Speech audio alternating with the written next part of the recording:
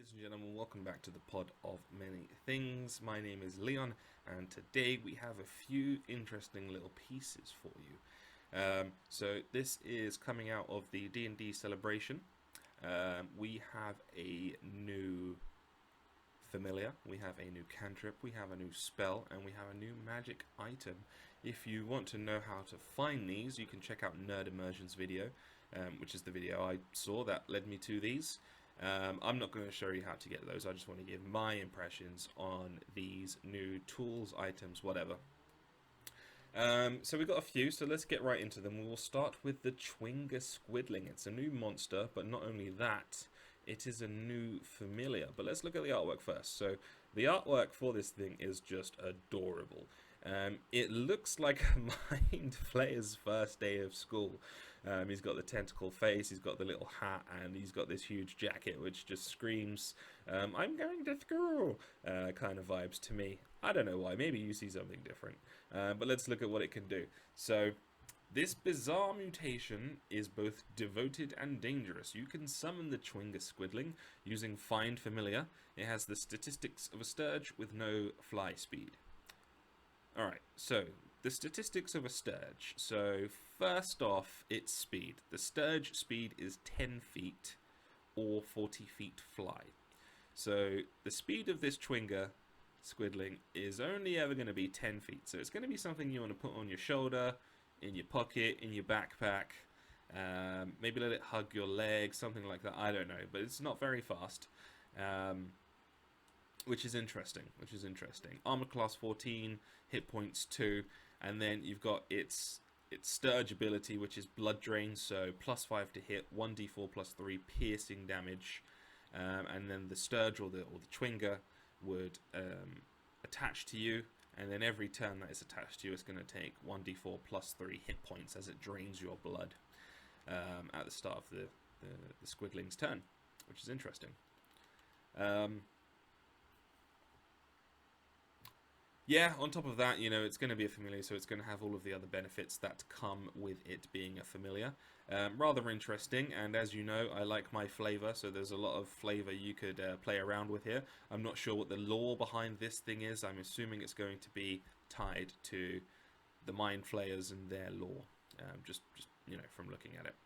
But yeah, I love his little green eyes. He is a cute little bugger. But anyway, that's the first thing. That's the new familiar, the new creature that you can use. The next thing from the Tasha's preview is the Cantrip, and this is Mind Sliver.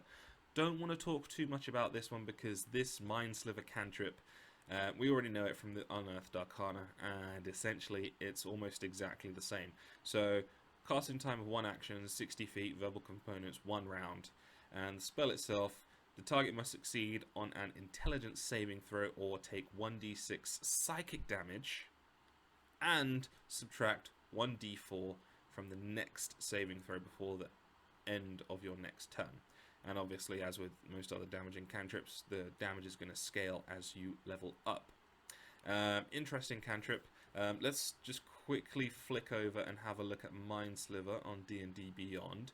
So, Mind Sliver, range 60 feet is the same, components are the same, the School of Magic is the same enchantment.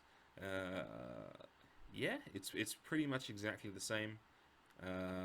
The only difference in it is a little bit of the wording. That's pretty much it. But yeah, being able to do damage and subtract from someone's saving throw is fantastic. It means, you know, if you're coordinating well as a party, if you know that the person next in initiative is going to attack the same creature with something that's going to require them to do a saving throw, then you can coordinate and make the most use of this. Yeah, lots of potential here for good things.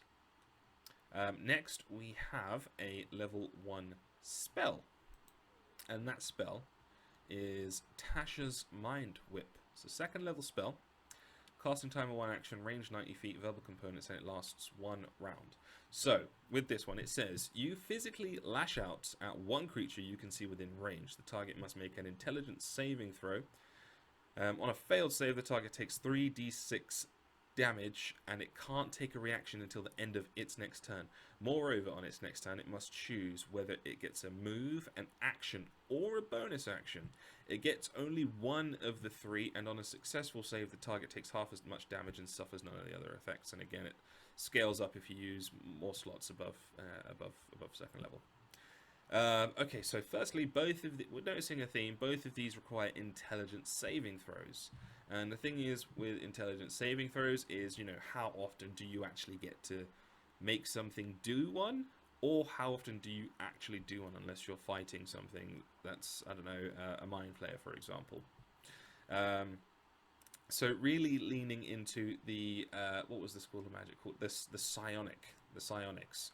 So it seems like they've abandoned their psionic subclasses, they've abandoned the idea to make a psionic class, and they are tying it into the schools of magic that already exist. That's an assumption, but that's what it seems like. So yeah, let's talk more about the spell itself. So the thing that comes to mind instantly when I read this is a get out of dodge spell. So you're a wizard. You have a creature in front of you, and as a wizard, you typically want to be, out of melee range. You want to be on the back lines. You're the glass cannon. You don't really want to be taking any damage. Something moves into reach of you and can attack you with melee. You don't really want to be there. So you can use this mind whip and then just run away, as long as they fail the saving throw, of course. But yeah, they can't get an attack of opportunity on you because you've just removed their ability to take a reaction. Furthermore, you cast this spell, run away, they don't get the attack of op. They also have to then choose between move, action, or bonus action. So they can't move and then attack you after you have run away. They can only move to you, they can't attack you as well. And then, if you have the spell slots, you can just do this again, even if they do move towards you. So it feels like a very get out of dodge spell. And I'm sure other people will think of other uses for it, but that's just the first thing that comes to mind. And yeah, I think this would be great for wizards, sorcerers, warlocks as well. Everything, all of the full casters who have low hit points. Yeah, really like this. Really like this spell. All right, and then finally we have a magic item, which just looks like it belongs right at home in any horror movie. It is called the Netherese Ghost Stories, and yeah, let's have a look at what this thing can do. So obviously you can see it's a book, but what does this book do? So, reading from this Netherese book of horrifying ghost stories for 10 minutes grants advantage on a single related history check and gives the reader nightmares. You must succeed on a DC 13 wisdom saving throw to successfully complete your long rest. And I really like this. This is a DM tool more than a player tool. I don't think it's a player tool at all, but as a DM, I'm thinking the best use for this is low level, first of all, maybe levels 1 to 5 perhaps, possibly levels just 1 to 3.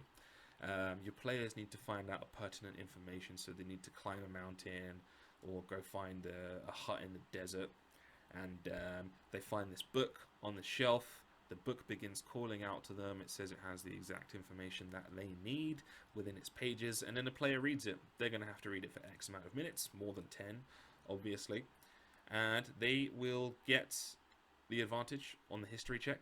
They'll possibly find the information that they need, but then unbeknownst to the players, they will start suffering nightmares during their next long rest, and potentially not be able to long rest for that night, which means they're going to get a point of advantage, which means they're going to be less effective in combat for that entire day. So yeah, really fun thing to use. I'm already planning on using this in my Theros campaign. So that could be really interesting. I'll let you know how I get on. I'm thinking of doing some types of videos where I give recaps on what I've been doing on my Theros campaigns. I'm actually running 2. If you've made it to this point in the video and you think that sounds like a good idea, give me a like or let me know in the comments below, or reach out to me on Twitter. Some feedback would be good.